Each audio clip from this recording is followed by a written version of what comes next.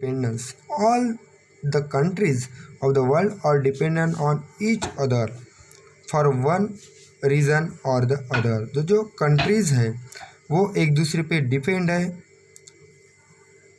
However big, prosperous or developed nation may be, it can never be self sufficient.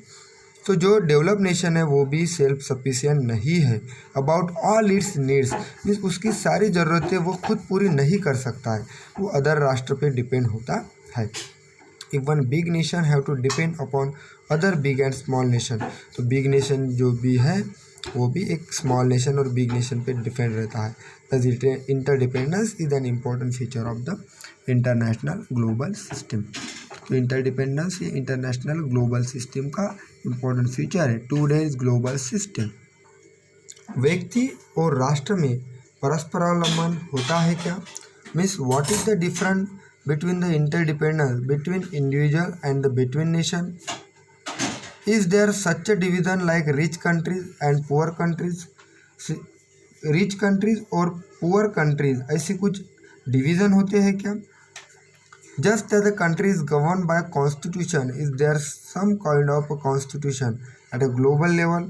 Means जो हमारे countries का जो व्यवहार है जैसे कॉन्स्टिट्यूशन के आधार पर चलता है, वैसे ग्लोबल लेवल पे कुछ कॉन्स्टिट्यूशन है क्या?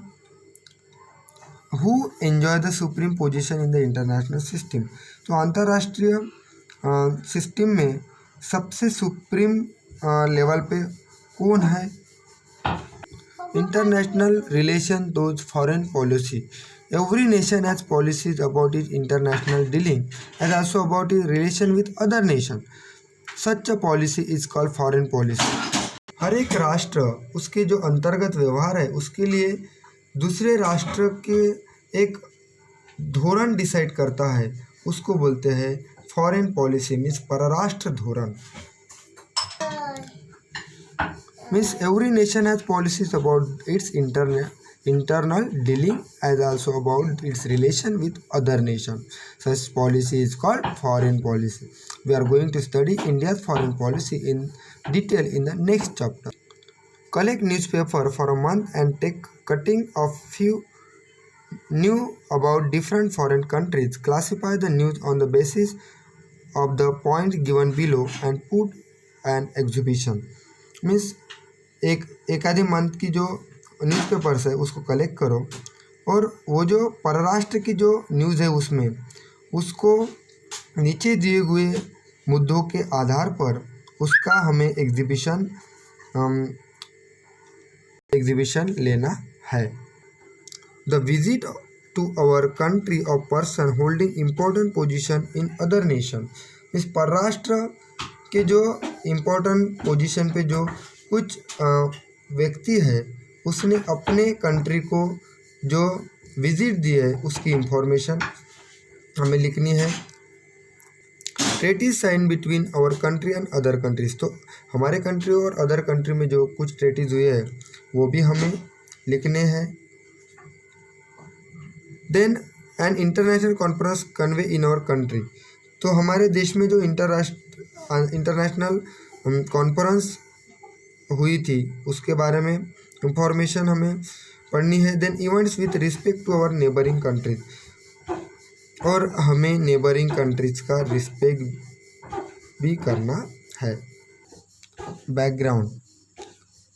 The world in which we live today has been shaped those many event and development. Hence we need to go to history in order to understand today's world. तो जैसे हम history में जाते हैं आज के वर्ल्ड के बारे में हमें इंफॉर्मेशन मिलती है. Means the world in which we live today has been shaped those many events and development. तो इस जो वर्ल्ड में हम रहते हैं वहाँ पे बहुत सारे इवेंट और डेवलपमेंट हो चुकी है. We know that 2 world war were fought in the last century. हमें पता है लास्ट सेंचुरी में 2 वर्ल्ड वार हो चुके हैं. This were the most important event in the world in that century.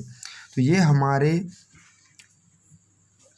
World के सबसे इम्पोर्टेंट इवेंट्स थे. The world completely change because of them. और ये जो वर्ल्ड है वो इस वर्ल्ड वॉर की वजह से कम्प्लीटली चेंज हुए. New currents of those emerge. Let us understand what else happen due to this world war. तो हमें नेक्स्ट टॉपिक में वर्ल्ड वॉर कैसे हुए और क्या इस वर्ल्ड वॉर से प्रॉब्लम हुए, कौन सी कंडीशन क्रिएट हुई इसके बारे में पढ़ना है। तो हमारा नेक्स्ट टॉपिक जो रहेगा first world war. Okay, thank you.